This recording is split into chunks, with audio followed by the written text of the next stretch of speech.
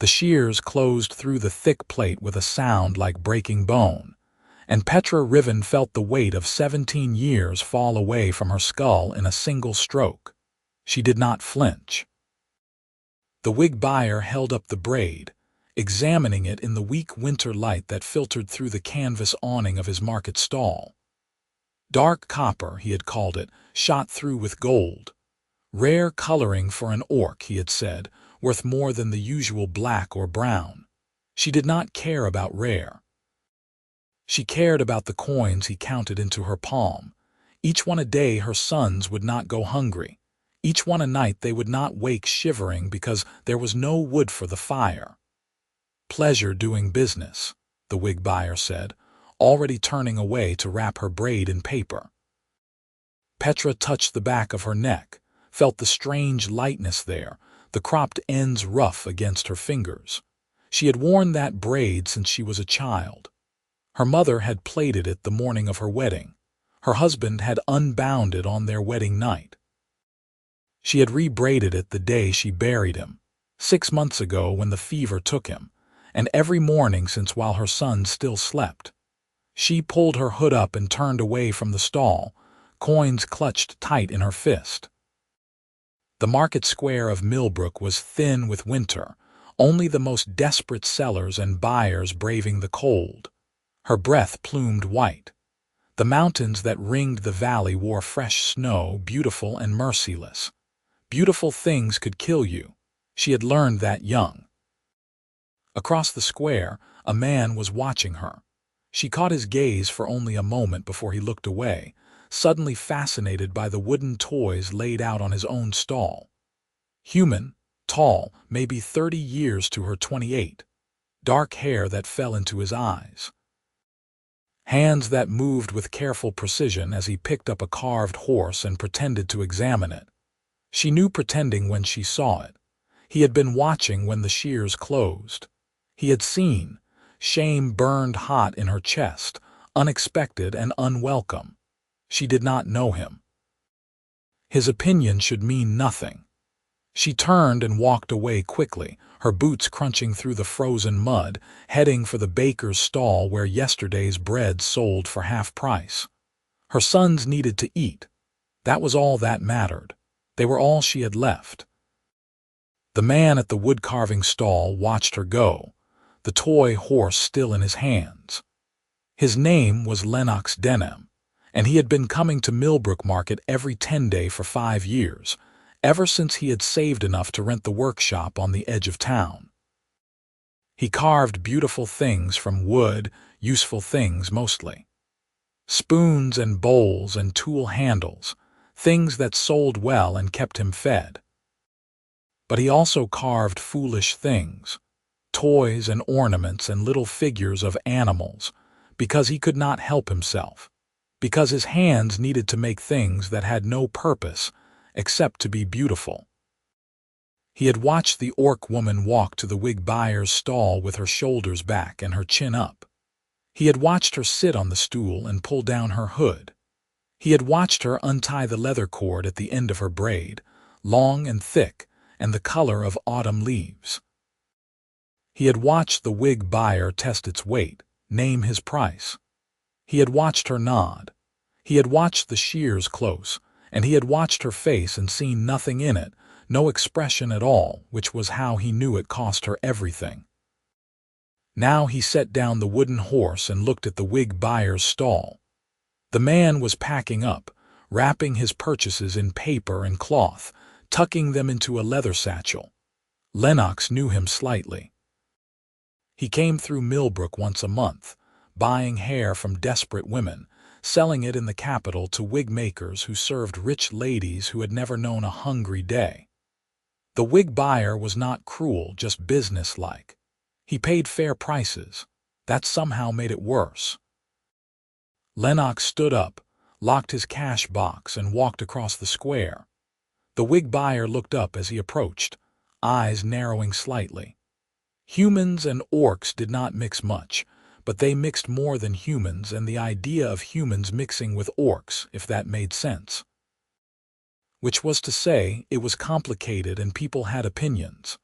Lennox generally tried not to care about people's opinions, but he was aware they existed. "Help you?" the wig buyer asked.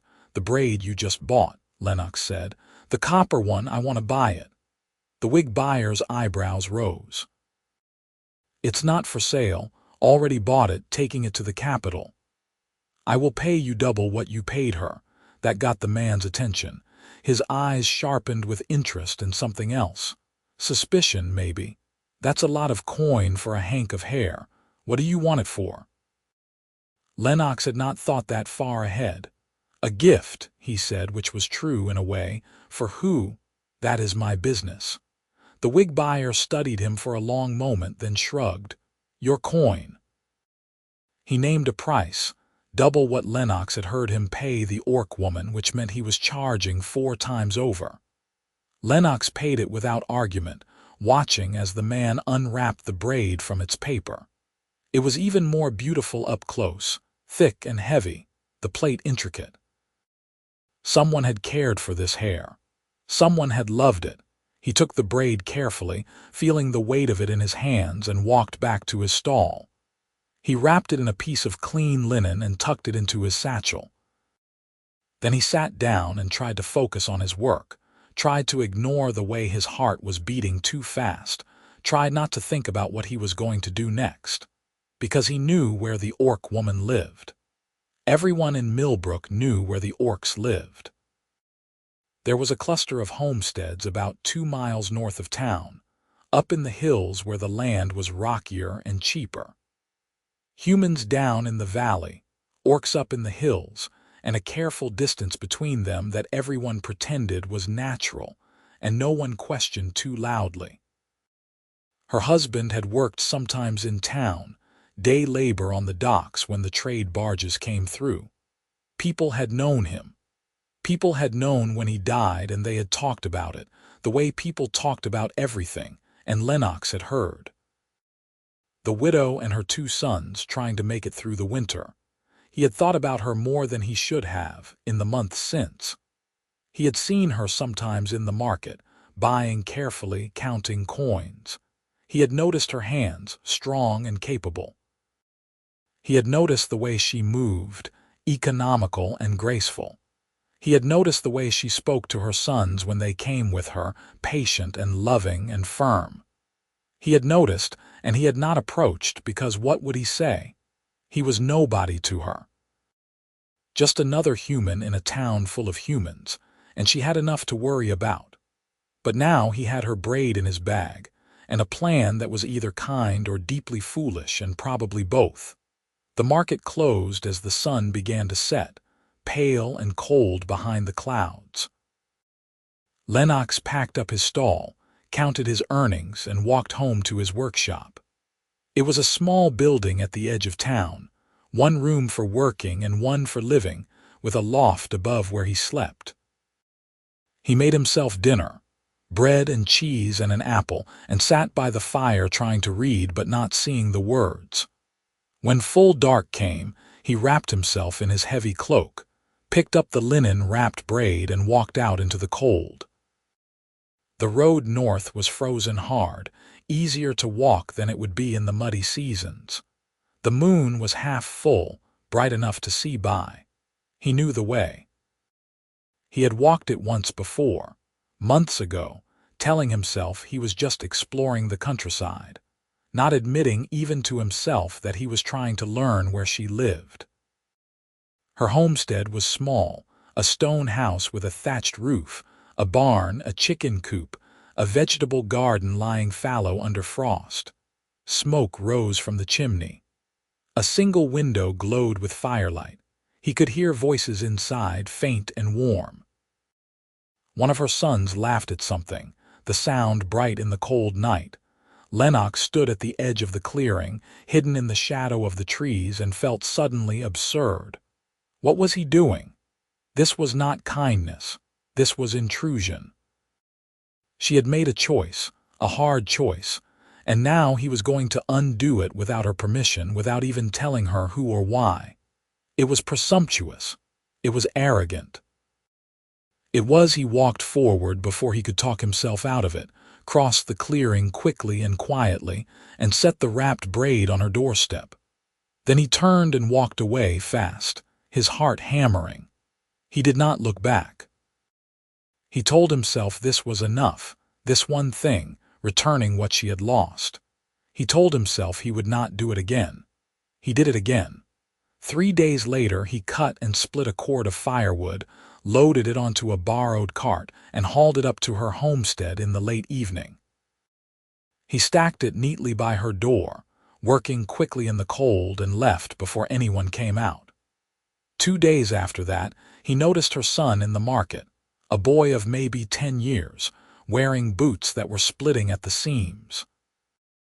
He did not approach, but he watched which stall they visited, listened as the cobbler named a price for repairs that made the boy's face fall.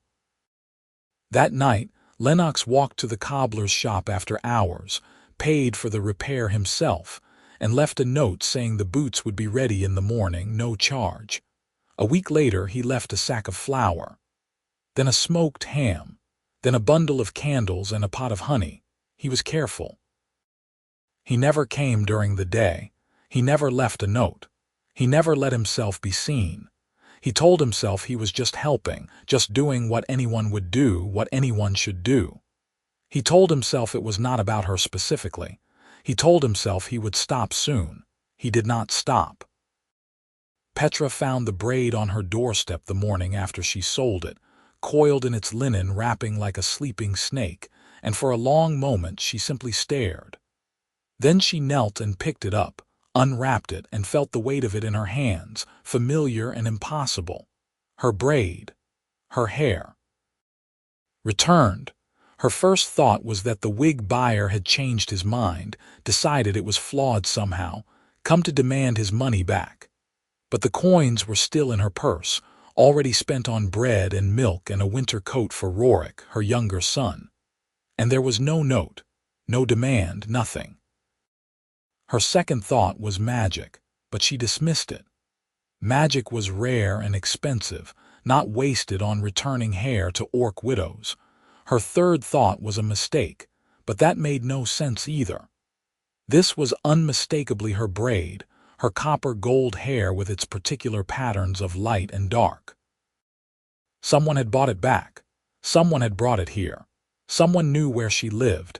She stood up slowly, looking around the clearing, seeing nothing but trees and frost and the empty road. Her skin prickled with unease. She did not like mysteries. She did not like feeling watched. She took the braid inside, showed it to her sons, and watched their faces light up with confusion and delight. "Your braid came back," Rorik said, bouncing on his toes. He was 8, still young enough to believe in small magics. Oren, her older boy at 11, was more cautious. "Who brought it, mother?" "I do not know," Petra said quietly. She ran the braid through her fingers, feeling the plait she had made so many times she could do it blind. "I do not know." She kept it, though. She could not bring herself to sell it again. She wrapped it carefully and tucked it away in the chest where she kept her few precious things. Her husband's wedding ring, her mother's shawl, a wooden bird her father had carved.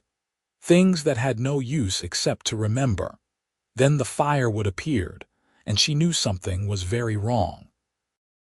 A cord of wood, good hardwood that would burn slow and hot, stacked neatly by her door. She had not ordered it. She could not afford it. But there it was, and her woodpile was nearly empty, and the nights were getting colder. She asked her neighbors, the other orc families in the hills, but no one knew anything. She walked into town and asked at the woodcutter's yard, but they had no record of a delivery to her address. "Maybe someone's sweet on you," one of the human workers said with a grin that showed too many teeth. "Got yourself an admirer, Greenskin?" She left without answering, her jaw tight. She did not want an admirer. She did not want mystery gifts. She wanted to provide for her sons with her own hands, her own work, her own choices. This felt like pity, or worse, like some kind of game she did not understand. But her sons were cold and the wood was there, so she used it. What else could she do? Then came the boots, repaired and returned with no explanation. Then flour, ham, candles, honey. Each gift appearing in the night, always when she was asleep, never with a note or a name. She started staying up, watching from the window, but she never saw anyone. Whoever was doing this was patient and careful and very good at not being caught. It gnawed at her. Her pride, her fierce independence, the sense that she was in control of her own life, all of it eroded by these persistent, relentless kindnesses. She did not want to be grateful. She did not want to owe anyone. But she was grateful, and she did owe someone, and not knowing who made it unbearable. Orrin noticed, of course. He was too sharp not to. "Mother," he said one morning as she stood at the window staring out at the empty road, "who do you think it is?" "I do not know," she said for the 100th time. "Is it someone bad?" She looked at him, at his serious face, so much like his father's. "I do not think so," she said slowly. "Someone bad would not be so careful to stay hidden. Someone bad would want something in return. What if they do want something? Just haven't asked yet." That was what worried her. That was what kept her awake.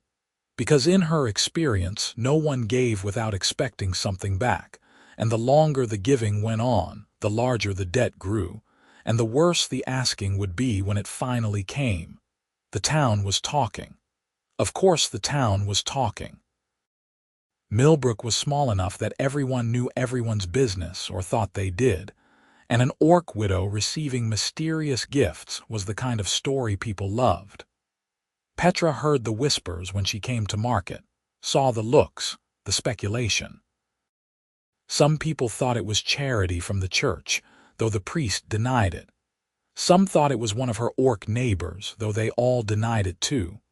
And some, a growing number, thought it was something else. "I heard it's a rich man from the capital," one woman said loudly at the baker's stall, clearly intending to be overheard. "Probably has a taste for orc women. You know how some of them are. Probably grooming her, getting her dependent, and then he'll come collect." Petra's hands tightened on the bread she was buying. She did not turn around. She paid, took her package, and walked away. But the words followed her, burrowed into her mind like splinters. Was that possible? Was this not kindness but a trap? She thought about her sons, about what it would mean if someone had that kind of leverage over her. She thought about the gifts, how much they were worth, how much she would owe. She thought about refusing the next one, throwing it away, making it clear she wanted no more. But how could she when her boys needed those things? When winter was hard and money was scarce and pride did not fill empty bellies, she was trapped and she hated it. Lennox knew people were talking. He heard it in the market, the rumors and speculation, and he felt sick with guilt. He had not meant to create this, had not thought beyond the simple impulse to help. Now he realized how it looked, how it must look, an anonymous benefactor lavishing gifts on an orc widow.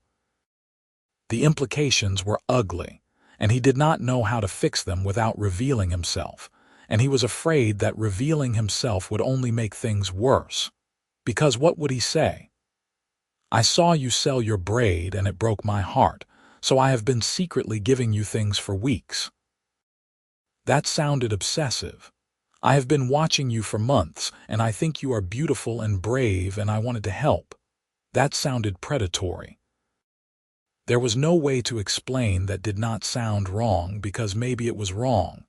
Maybe he should have approached her openly from the start, talked to her like a person, instead of playing secret guardian in the night. He stopped. For 2 weeks he left no gifts, made no visits, tried to go back to his normal life. He worked in his shop, sold his carvings, went to market, came home. He told himself it was for the best. She was better off without his interference. He should leave her alone. But he could not stop thinking about her. He saw her sometimes in town, saw the way she moved through the market with her head high despite the whispers, saw the way she counted her coins carefully, saw the way her sons stayed close to her like, She was the sun, and they were planets in her orbit. He saw the cropped hair under her hood, growing out slowly, still too short to braid. He saw the tension in her shoulders, the wariness in her eyes. He wanted to go to her. He wanted to explain. He was too much of a coward. Then came the Midwinter Festival, and everything changed. Millbrook celebrated Midwinter the way most towns did, with a market fair and a bonfire and too much drinking. It was a tradition, a way to break the monotony of the cold months, a way to remember that spring would come again eventually. Lennox set up his stall as usual, displaying his best work, the bowls and spoons and toys that always sold well at festivals. The square was crowded, full of music and laughter and the smell of roasted meat and mulled wine. He saw her arrive in the late morning, her sons with her. They looked excited, the boys, pointing at stalls and begging to look at things. She smiled at them, a real smile, and Lennox felt his chest tighten. He wanted to be the one who made her smile like that. He wanted to give her reasons to be happy that did not come wrapped in secrecy and shame. He watched as they wandered through the market, watched as she bought her sons each a honey cake, watched as Orrin dragged her to look at a stall selling wooden swords and shields. He watched, and he did not approach, because he never did. Then he heard raised voices from across the square, and his stomach dropped. A man was talking to Petra, a big human with a red face and the loud confidence of someone who had been drinking since breakfast. Lennox could not hear the words from where he stood, but he could see the way Petra stepped back, the way she put herself between the man and her sons, the way her jaw set in that expression he had come to recognize. The man stepped closer, saying something, and one of his friends laughed. Lennox was moving before he decided to move, crossing the square quickly, his hands clenched at his sides. As he got closer, he heard the words. Just saying, you must be very talented to have a rich admirer like that. Wonder what you are doing to earn all those gifts, Greenskin. Wonder if you would be willing to enough, Lennox said, his voice cold and hard in a way it rarely was. The man turned, blinking in surprise. Lennox stepped between him and Petra, meeting his eyes. Walk away. Who the hell are you? Someone who thinks you have had too much to drink and should go home before you say something you regret. The man looked him up and down, seemed to calculate odds, and apparently decided Lennox was not worth the trouble. Whatever, he muttered and turned away, his friends following. One of them glanced back at Petra and said something that made the others laugh. Lennox turned around, his heart still pounding, and found Petra staring at him. Her eyes were dark and unreadable, her tusks just visible between her lips. Her son stood behind her, Orrin's hand on a wooden sword he had been looking at, Rorik pressed against his mother's side. Thank you, Petra said quietly. You did not have to do that. Yes, I did, Lennox said. Then, because his mouth was apparently disconnected from his brain, he added, Are you all right? We are fine. She studied him, and he felt suddenly exposed, like she could see right through him. I have seen you before, in the market. You sell carvings. Yes, his voice came out rough. He cleared his throat. Lennox Denham, I have a workshop on the east edge of town. Petra Rivven, she said, though he already knew. These are my sons, Orrin and Rorik. The boys nodded shyly. Lennox nodded back. There was a long, awkward silence. Around them, the festival continued, music and voices and laughter, but it all felt very far away. He should say something. He should walk away. He should do anything except stand here staring at her like a fool. Your carvings are beautiful, Petra said finally. I have seen them. The little animals. My sons always stop to look when we pass your stall. Thank you, Lennox managed. He looked at the boys. Do you have a favorite? Rorik lit up. The horses. I like the horses. I like the wolves, Orrin said quietly. Then you should have them, Lennox said before he could stop himself. Come to my stall. Pick one each. My gift." Petra's expression shifted, something he could not read flickering across her face. "That is kind, but we cannot, please," Lennox said, and there must have been something desperate in his voice because she stopped. "I would like to, for standing up for you, for being brave enough to come to the festival when people are talking, for being a good mother who buys her sons honey cakes even when money is tight." He was babbling now, he knew he was, but he could not seem to stop. "Please, let me do this one small thing." Petra looked at him for a long moment, and he saw her thinking, weighing, deciding. Then she nodded once, slowly. "All right, one small thing." They walked back to his stall together, and he was intensely aware of every eye that followed them, every whisper, every glance. He did not care. Let them look. Let them talk. She was here, beside him, real and solid and close enough that he could smell the wood smoke in her hair, and nothing else mattered. He let the boys choose their carvings, Rorik taking a rearing horse and Orin a wolf mid-howl. He wrapped them carefully in paper and handed them over, and the boys' faces were worth more than any amount of coin. Petra thanked him, her voice formal and careful, and began to turn away. "Wait," Lennox said, and she paused. He reached under his stall and pulled out something he had carved weeks ago, in the nights when he could not sleep, when his hands needed to make something beautiful and useless. It was a bird, small and delicate, wings spread mid-flight. He had carved it thinking of her, though he had not admitted that even to himself. He held it out. "For you." Petra looked at the bird, then at him. "Why?" "Because it wanted to be carved," he said, which was true. "Because I think you would appreciate it." Because he stopped, took a breath, made himself say it. "Because I have wanted to talk to you for a long time, and I did not have the courage, and now I do, and I am probably ruining it, but I wanted you to have this. No expectations, no debt, just a gift from someone who thinks you are remarkable." The silence stretched out so long he thought he might die of it. Then Petra reached out and took the bird from his hand, her fingers brushing his for just a moment, rough and warm. She looked at it, turning it over, tracing the carved feathers with her thumb. "It is beautiful," she said softly. "Thank you." She left after that, her sons trailing behind her, and Lennox sat down hard on his stool, his legs suddenly weak. He had done it. He had spoken to her. He had given her something openly, in daylight, in front of witnesses. And she had not rejected him, had not thrown the bird back in his face, had not looked at him with disgust or suspicion. She had looked at him with something else, something he did not dare name yet, something that felt like the beginning of a possibility. He felt like he could breathe for the first time in weeks.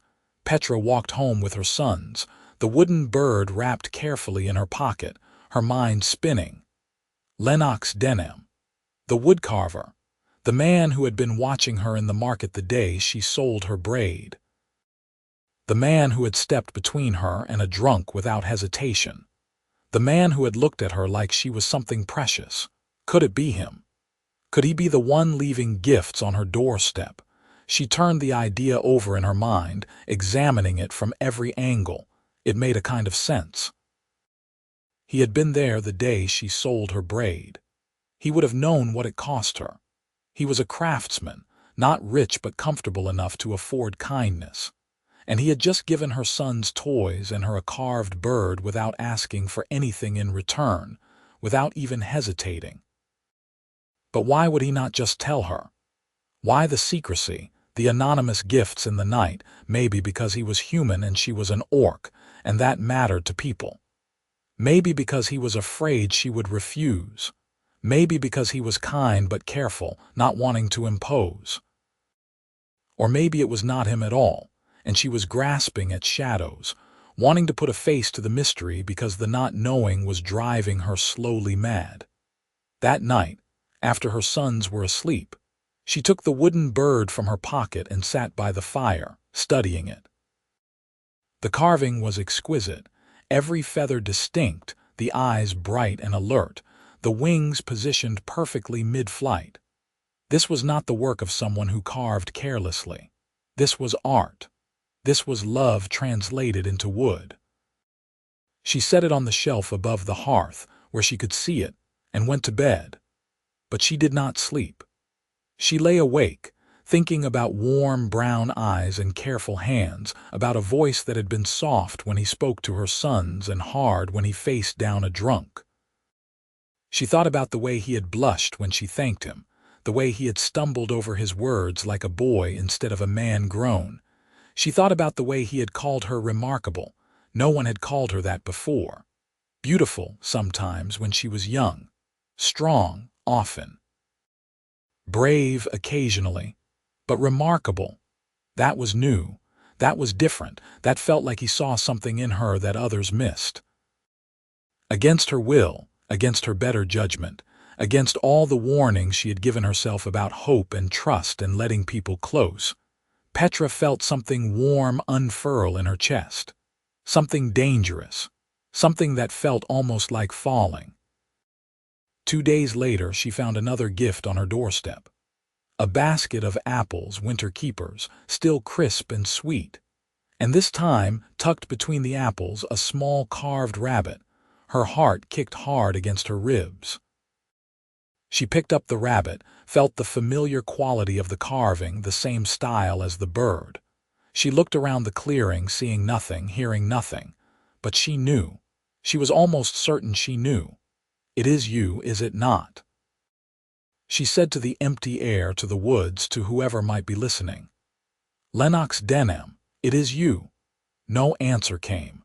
But that night, as she lay in bed, she thought she heard footsteps in the clearing, quiet and careful. She got up, went to the window, looked out. Nothing. Just moonlight and frost, and the basket of apples on her step, real and undeniable. She went back to bed and dreamed of birds and rabbits and careful hands carving beauty from wood. The next market day, she went to his stall. Lennox looked up as she approached, and his expression went through several rapid changes. Surprise, pleasure, nervousness, something that might have been guilt. He stood up quickly, nearly knocking over a bowl in the process. "Petra," he said, and her name in his voice did something strange to her pulse. "I did not expect, it is good to see you. Is everything all right? I want to talk to you," she said quietly. "Privately, if possible." His eyes widened slightly. "Of course. I can close the stall for a few minutes. There is a tea shop just around the corner, or we could walk, or a walk would be good." He locked his cash box, put up a sign that said he would return shortly, and came around the stall to join her. They walked in silence through the market and out onto the street that led toward the river, away from the crowds. The day was cold but clear, the sky a brittle blue. Their breath plumed white. "The apples were very good," Petra said finally. "And the rabbit. My sons love it." Lennox went very still. "Petra, it is you, is it not?" She stopped walking and turned to face him. "You are the one who has been leaving gifts. You bought back my braid, you stacked the firewood, all of it. It is you." He looked at her for a long moment, and she saw the calculation happening behind his eyes, the decision being made. Then he nodded slowly. "Yes, it is me." Relief and anger and gratitude and frustration all crashed together in her chest. "Why?" The word came out sharper than she intended. "Why would you do that? Why not just tell me? Do you have any idea what it has been like, not knowing, wondering if—" She stopped, swallowed hard. "People are saying terrible things. People think I am being groomed by some rich predator from the capital. People think I am—" She could not say the rest, could not voice the ugly implications. Lennox's face had gone pale. "I know, I heard. I am so sorry. I never meant. I was trying to help, not make things harder. I just—" He ran a hand through his hair, frustrated. "I saw you sell your braid, and I could not stop thinking about it. I could not stop thinking about you. I wanted to do something, anything, to make things easier. And I thought if I did it anonymously, it would be easier for you to accept. I thought if you knew it was me, a human, a stranger, you would refuse. I thought—" He stopped, looked away. "I did not think, or I thought too much about the wrong things. I am sorry." Petra studied him, this man who had carved her a bird, who had stood between her and a drunk, who had apparently been leaving her gifts for weeks out of some misguided attempt at kindness. She should be angry. She was angry. But she was also confused and curious, and something else she did not want to examine too closely. "Why me?" she asked quietly. "Why go to all this trouble for me?" Lennox looked back at her, and the expression in his eyes was raw and honest and a little bit frightened. "Because when I saw you sell your braid, I saw something in your face, something that made my chest hurt. I saw how much it cost you and how you did it anyway for your sons. I saw strength and love and sacrifice, and I thought you deserved better. You deserved help. You deserved someone to see how remarkable you are." "There is that word again," Petra said, her voice unsteady. "Remarkable. It is true." He took a half-step closer, then seemed to think better of it and stopped. "You are. You have been alone for 6 months, raising 2 boys, keeping a homestead, surviving a winter that has killed people with more resources than you have. You come to town with your head high even though people whisper. You love your sons so fiercely it shows in everything you do. You sold your braid, something I could see meant the world to you, without hesitation because they needed to eat. That is remarkable. That is—" He stopped, took a breath. "That is the kind of person I want to know. The kind of person I want to help if she will let me. The kind of person I think about when I should be sleeping." The silence that followed was different from the awkward silences before. This one was full, weighted with all the things neither of them was saying. Petra felt her anger draining away, replaced by something more complicated. He was not a predator. He was not playing games. He was just a man who had seen her at her lowest and decided to do something about it. And yes, he had done it clumsily, but the intention had been kind. And more than kind. There was something else in his voice, in his eyes. Something that looked like longing. "You think about me when you should be sleeping?" she asked, and she could not quite keep the hint of amusement from her voice.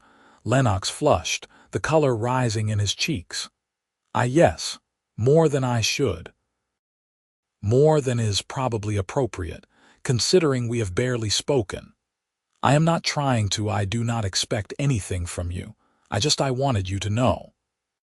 Petra considered him, this earnest, awkward, kind man who carved beauty from wood and watched her from across the market and left gifts on her doorstep in the dark.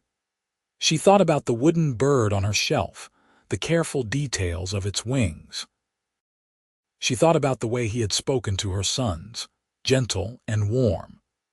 She thought about the way he had stepped between her and danger without being asked.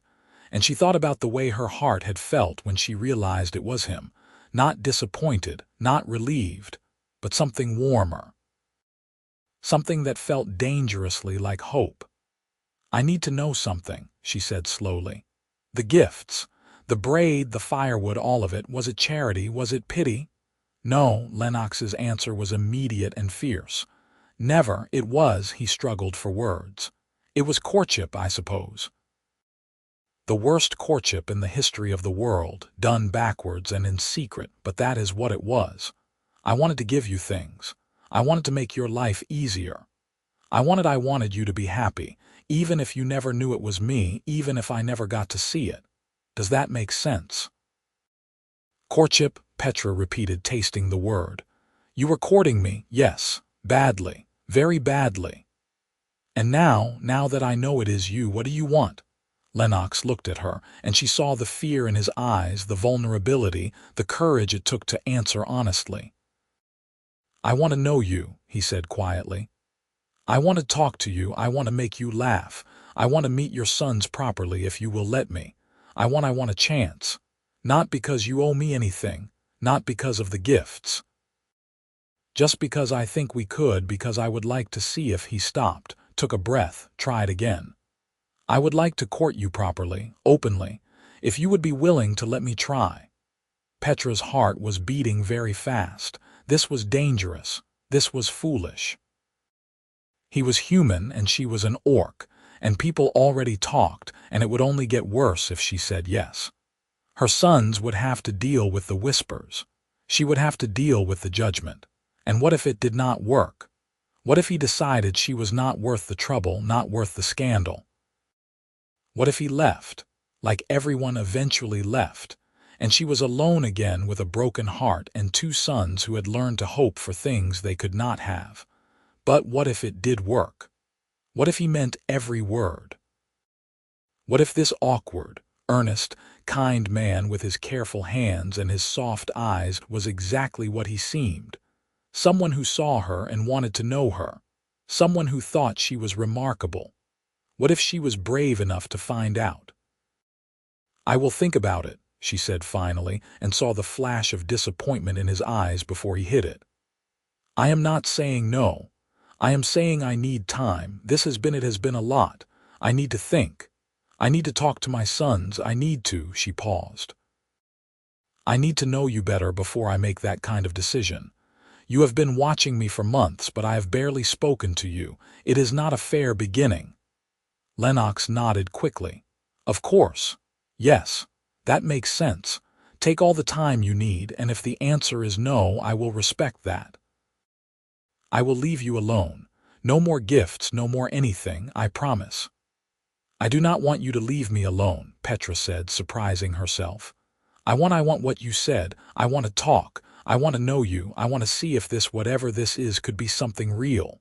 She met his eyes. "But we do it properly this time. No secrets. No hiding. If we are going to do this, we do it honestly." "Agreed. Agreed," Lennox said, and the smile that broke across his face was bright enough to rival the winter sun. "When can I see you again? Come to dinner," Petra said impulsively. "Tomorrow evening. Meet my sons properly. Let us start from the beginning the way we should have." "I will be there," Lennox promised. "I will bring dessert." "Just bring yourself," Petra said. Then, softer, "That will be enough." She left him standing by the river, walked back through the market, and headed home. Her mind was spinning, her heart was racing, and she had no idea if she was making the right choice or the worst mistake of her life. But for the first time in a long time, since before her husband died, since before the winter closed in, since before she cut off her braid and felt the weight of it fall away, Petra felt something she had almost forgotten. She felt like maybe, just maybe, things were going to be all right. Lennox arrived at her homestead the next evening just as the sun was setting, the sky streaked with orange and pink. He had bathed, put on his best shirt, combed his hair, and spent approximately an hour trying to decide what to bring before giving up and bringing nothing but himself, as she had asked. He was terrified. His hands were shaking as he knocked on the door. Petra answered, and his breath caught. She was wearing a simple dress, wool-dyed deep blue, and her hair was uncovered, the cropped length curling slightly around her face. She looked beautiful. She looked nervous. That made him feel slightly better. "Come in," she said, and he stepped inside. The house was warm and smelled like cooking meat and bread. It was small but tidy, everything in its place, a home clearly kept with care. Her sons were sitting at the table, watching him with wide eyes. The older one, Oren, had his hand on a wooden wolf, the one Lennox had carved.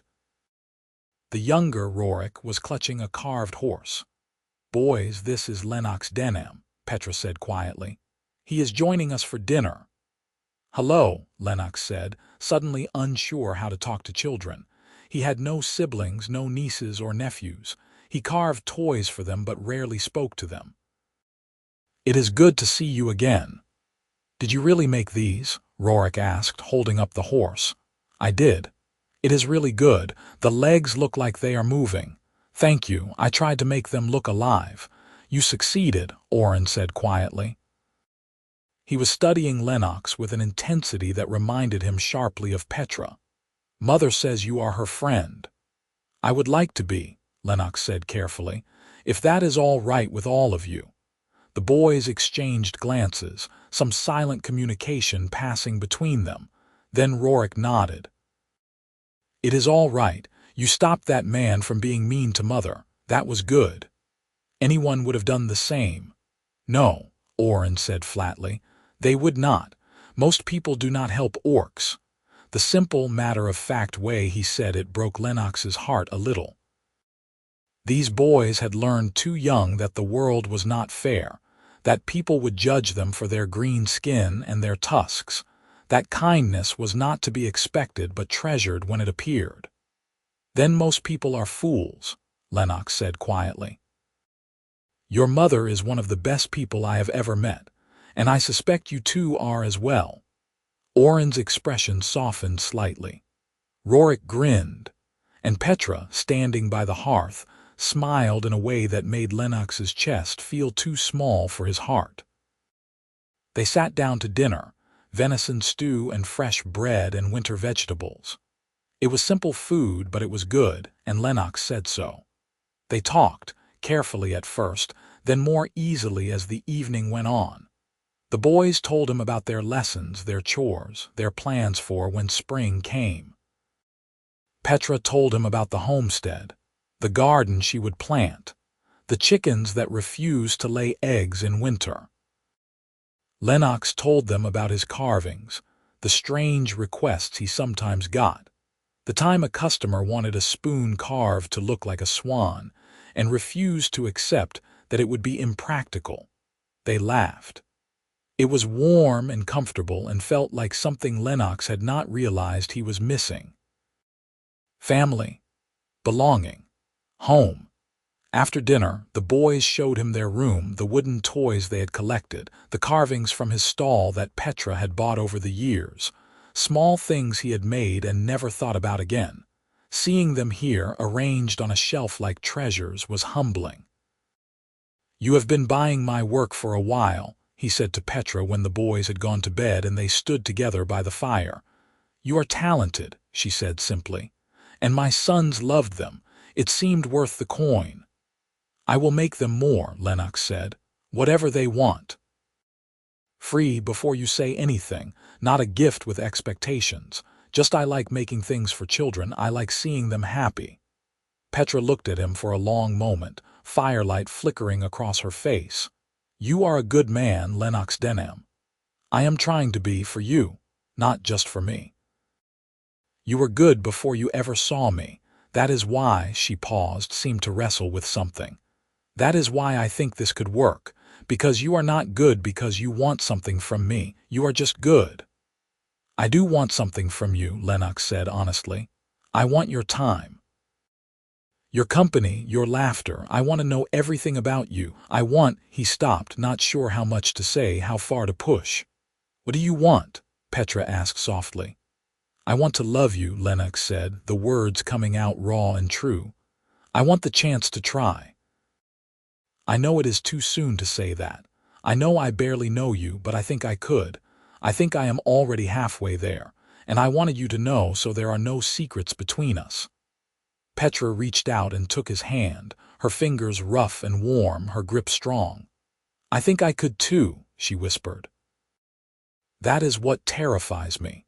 I have only loved one man in my life, and when I lost him, it nearly destroyed me. I do not know if I can survive that again." "Then we will make sure you do not have to," Lennox said. He squeezed her hand gently.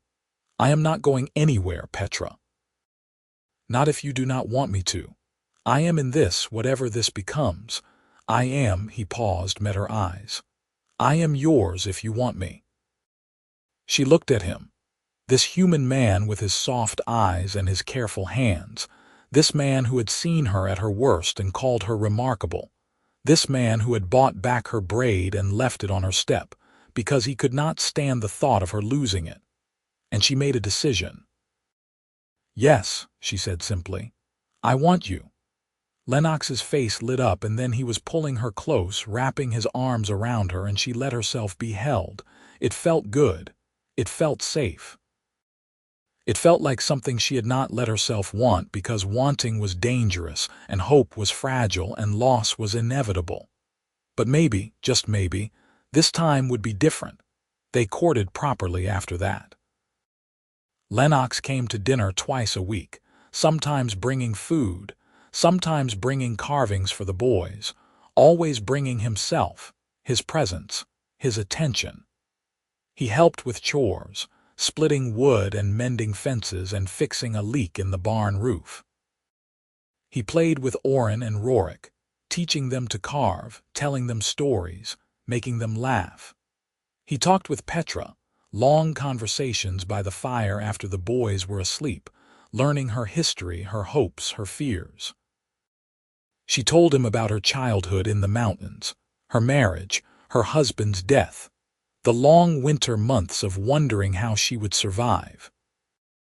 He told her about growing up alone, his parents dead from sickness when he was young, his apprenticeship to a master carver, the years of learning to make beauty from wood, because it was the only thing that made sense in a world that often did not. They learned each other slowly, carefully, building something solid and true. The town talked, of course. There were whispers and glances and a few ugly comments. But there were also people who were kind, who nodded to them in the market, who seemed to think it was nice that the widow had found someone. And Lennox did not care about the rest. Let them talk. Petra was worth it. Winter began to ease into early spring. The snow melted, revealing mud and the first green shoots of growing things. Petra's garden came back to life. Her chickens started laying again, and her hair grew slowly but surely, long enough now to pull back in a short tail, not yet long enough to braid but getting there. One evening in late spring, when the air was soft and the world smelled like growing things, Lennox arrived at the homestead with something wrapped in cloth. Petra met him at the door, smiling, and he felt his heart turn over the way it always did when she smiled at him. "I have something for you," he said. "Can we talk? Privately?" Petra glanced inside where her sons were playing a game with wooden pieces. "Let me tell the boys, give me a moment." She spoke to them quietly and they nodded, glancing at Lennox with curiosity but no concern. They trusted him now.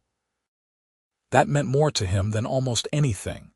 Petra came back outside and they walked together to the edge of the clearing where the trees began. The sun was setting, painting the sky in shades of gold and rose. It was beautiful. She was beautiful. Lennox had never been good with words, but he tried. "I want to give you something," he said, holding out the wrapped bundle. "And I want to say something, and I am going to be terrible at it, but I need you to know I mean every word." Petra took the bundle, unwrapped it carefully, and went very still. It was her braid.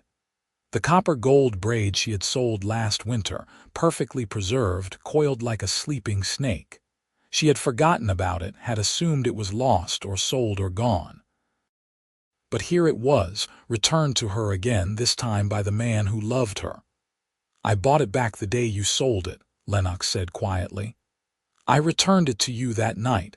You know that part, but I kept doing it in a way. Every gift I left, every piece of firewood, every carved animal, that was me buying back pieces of what you had lost. Trying to give you back the things that winter took from you.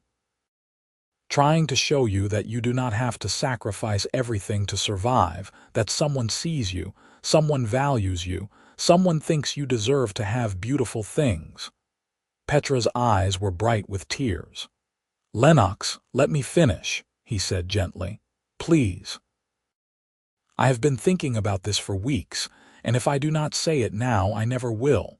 She nodded, clutching the braid to her chest. "I love you," Lennox said, simple and true. "I love your strength and your courage and the way you love your sons. I love the way you smile when you think no one is looking. I love the way you laugh, rare and precious. I love the way you face the world with your head high even when it is cruel to you. I love everything about you, and I want to spend my life making sure you never have to sell another piece of yourself to survive. I want to build a life with you. I want to be a father to your sons if they will have me. I want to wake up beside you every morning and fall asleep beside you every night. I want—" He paused, reached into his pocket, pulled out a carved wooden ring, simple and smooth. "I want to marry you, if you will have me." The silence that followed was the longest of Lennox's life. Petra stared at him, tears streaming down her face, the braid in one hand and nothing in the other, empty and waiting. He held out the ring, his hands shaking. "Say something," he whispered. "Please." "Yes," Petra said, her voice breaking. "Yes, I will marry you. Yes to all of it. Yes." Lennox slid the ring onto her finger, and then she was in his arms, kissing him, her tears wet on both their faces, the braid pressed between them. He held her like she was the only real thing in the world, like he would never let go. When they finally pulled apart, both breathless, Petra looked down at the braid in her hand. "What should I do with this?" "Whatever you want," Lennox said. "It is yours. It has always been yours." Petra thought for a moment, then smiled, fierce and bright. "I am going to keep it. I am going to put it away with my other treasures, the things that remind me of who I am and what I survived.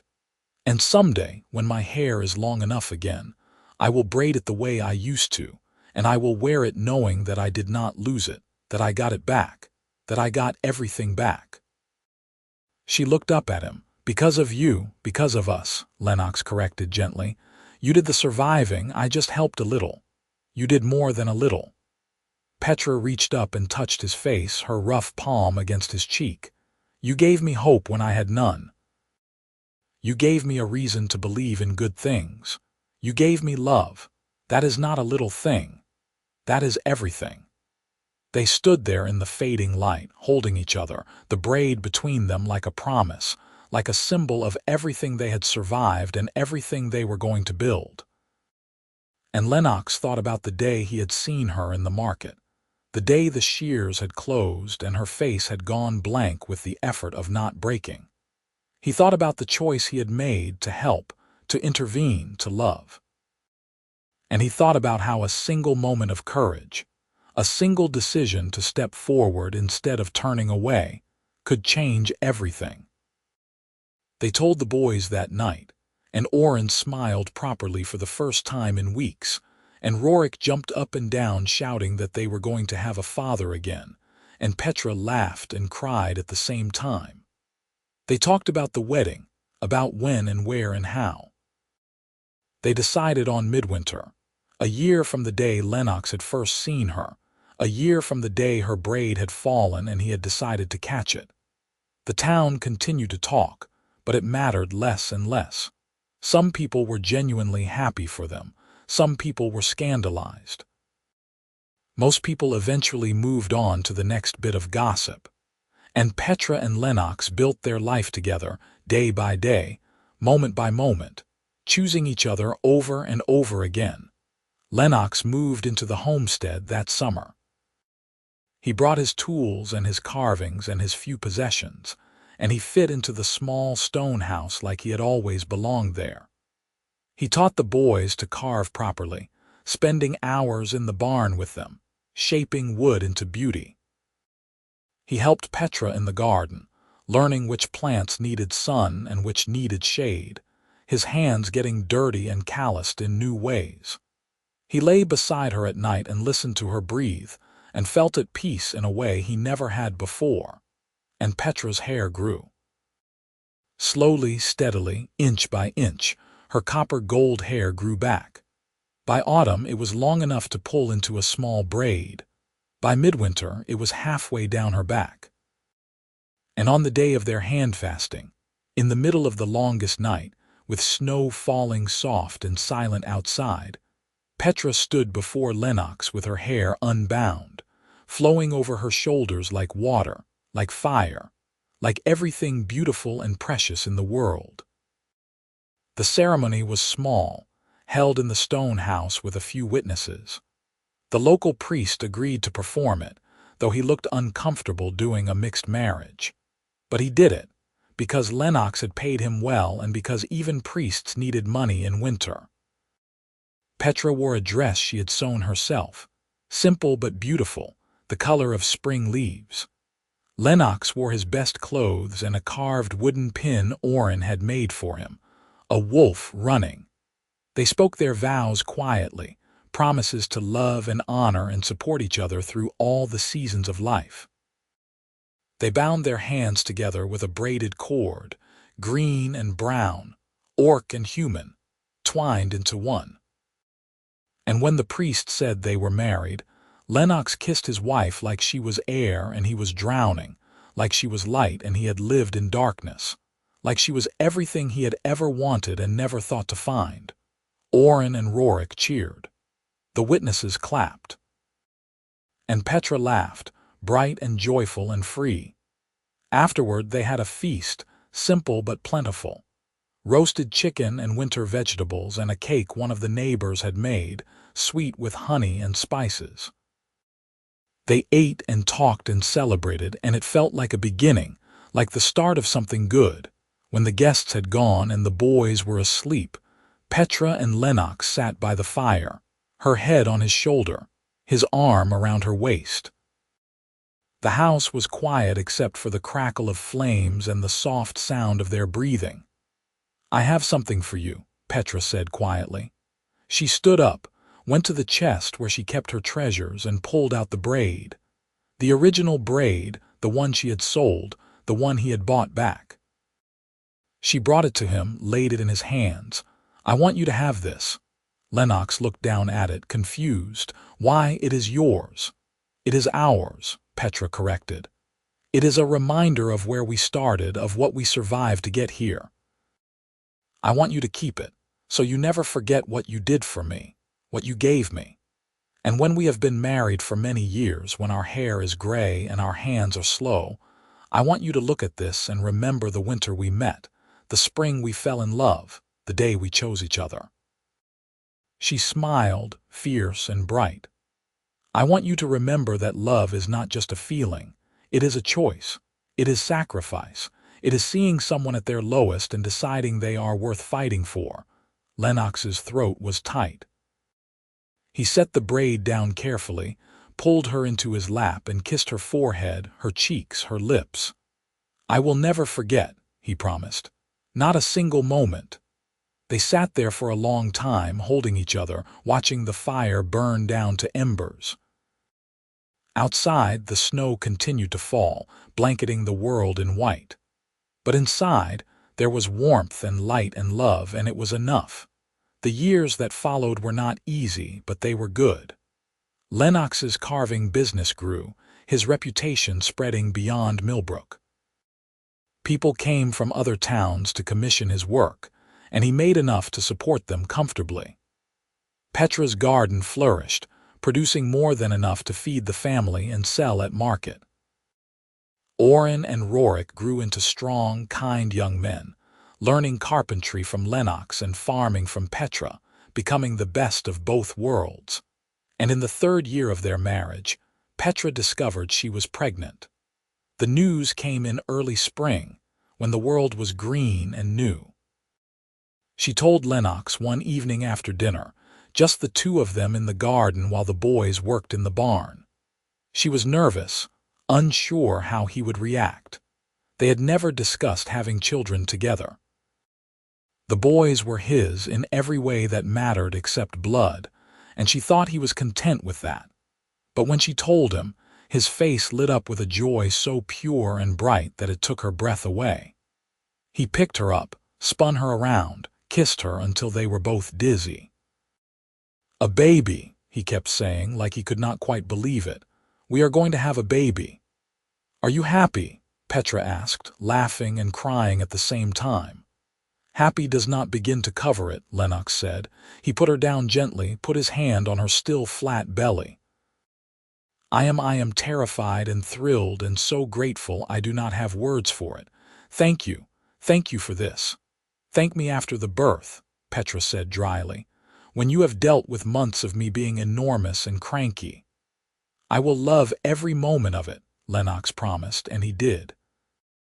The pregnancy was difficult at times, but Petra was strong, and Lennox was attentive, and the boys were excited about having a sibling. They prepared a room for the baby, Lennox carving a cradle from oak, Petra sewing blankets and tiny clothes. They talked about names, discarding dozens before finding ones they both liked. The baby came in early winter, almost exactly 4 years after the day Petra sold her braid. The labor was long and hard, but Petra came through it strong, and when Lennox held his son for the first time, tiny and perfect and squalling with indignation at being born into the cold world, he wept. They named him Bryce, a strong name for a strong boy. He had Lennox's dark hair and Petra's green skin, a beautiful blending of both of them. Orrin and Rorik were instantly smitten, taking turns holding him, arguing over who got to help with what. The house was full of noise and chaos and love, and it was everything Lennox had ever wanted. When Bryce was 3 months old, Lennox carved a new wooden bird smaller than the first and hung it above the baby's cradle. Petra saw it and smiled, recognizing the symbolism: flight, freedom, hope. All the things they had fought for, all the things they were giving their children. "Thank you," she said to him that night as they lay in bed, Bryce asleep in his cradle beside them, "for giving me this family, this life, this love." "Thank you for choosing me," Lennox said, "for trusting me, for loving me back. Always," Petra promised. "For the rest of my life, I will love you." "And I will love you," Lennox said, "for the rest of mine." They lay there in the darkness, listening to their son breathe, and thought about how far they had come. From a cold winter market and a braid falling to the ground to this, a warm home full of love and laughter and children. From strangers to lovers to husband and wife. From surviving to thriving. It was not the life Petra had imagined when she was young, not the life she thought she would have when her first husband died. But it was a good life. It was a life full of small joys and hard work and deep, abiding love. It was a life she had chosen, with a man who had seen her at her worst and loved her anyway. And every day when she braided her hair in the morning, long and thick and copper gold, she remembered the winter she had sold it. She remembered the devastation and the desperation and the sacrifice. But she also remembered the man who had bought it back, who had left it on her doorstep like a promise, who had loved her before she even knew his name. She remembered, and she was grateful, and she loved him more with every passing day. The years continued to pass, gentle and full. Bryce grew into a curious, energetic child, always asking questions, always building things with scraps of wood, clearly destined to follow in his father's footsteps. Orrin apprenticed with a blacksmith in town and showed real talent for the work. Rorik decided he loved farming and took over more and more of the homestead's management, proving to have his mother's gift for making things grow. Petra and Lennox grew older together, their hair streaked with gray, their hands marked by years of work. But they were happy. They laughed often. They fought sometimes, quick arguments that blew over like summer storms. They made love like they were still young and discovering each other for the first time. They built a life that was solid and true, rooted in respect and choice and the daily decision to love.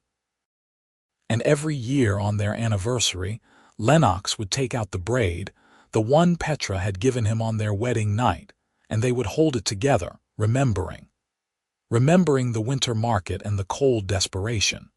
Remembering the first gift, the first conversation, the first kiss. Remembering how a single act of kindness had blossomed into a lifetime of love. "Do you ever regret it?" Lennox asked one year, then immediately wished he had not, because he knew better than to ask that question. But Petra just smiled and shook her head. "Never. Not for a single moment." "You gave me everything, Lennox. You gave me hope when I had none. You gave me love when I thought I was done with it. You gave me a future I did not think I deserved. How could I ever regret that? I did not give you anything you did not already have, Lennox said quietly. I just helped you see it. Then thank you for helping me see, Petra said. She leaned over and kissed him, soft and sweet, and it tasted like home. They sat together in comfortable silence, the braid between them, a symbol of everything they had been and everything they had become. And Lennox thought about the man he had been before he met her, lonely and purposeful, carving beauty from wood, because it was the only way he knew to put light into the world. And he thought about the man he was now, a husband and father, surrounded by love, still carving but for different reasons, to bring joy to his family, to make his son laugh, to give his wife gifts that said what words sometimes could not. He had thought, that day in the winter market, that he was saving her. But the truth was, she had saved him just as much. She had given him purpose and meaning and a reason to be brave. She had given him a family. She had given him love. And he would spend the rest of his life being grateful for it. The story could have ended there, with them sitting together in contentment, the braid between them, a symbol of love and sacrifice and the beautiful things that can grow from hard winters. But life is not a story, and it does not end cleanly. It continues, messy and complicated and full of small moments that add up to something larger. So the story continued as their lives continued, through more years and more children. A daughter, Senna, born 2 years after Bryce, with Petra's copper gold hair and Lennox's gentle temperament. Another son, Tomas, born when Petra was 37 and thought she was done having babies, surprising them all with his arrival. Each child a joy, each one adding to the chaos and love of the household, each one proof that their love was not just surviving but thriving. Orrin married a human woman from town, a baker's daughter who was kind and strong and did not care that her husband was half orc. They had children of their own, beautiful mixed babies that Petra adored. Rorik married an orc woman from the hills, a childhood friend, and they built a homestead of their own nearby, close enough to visit often. The family grew, branching out, becoming something larger and more complex and wonderful. And through it all, Petra and Lennox remained the center, the root from which everything else grew. They loved each other through the easy years, and the hard ones, through sickness and health, through grief when Petra's mother died and joy when Lennox's carvings were featured in a gallery in the capital. They loved each other through the mundane daily moments, making breakfast and mending clothes and arguing about how much firewood they needed for winter. They loved each other in the extraordinary moments, births and weddings and the first time Bryce sold a carving of his own and came home glowing with pride. They loved each other, and it was enough. When Petra was 50, her hair fully gray but still long and thick, she sat in the garden one summer evening and braided it the way she used to, the intricate plait her mother had taught her. Her hands moved automatically, muscle memory taking over, creating the pattern without thought. Lennox came out to join her, moving slower now, his joints aching with the years, but still strong, still capable. "You still wear it," he said, sitting beside her. "I will always wear it," Petra said.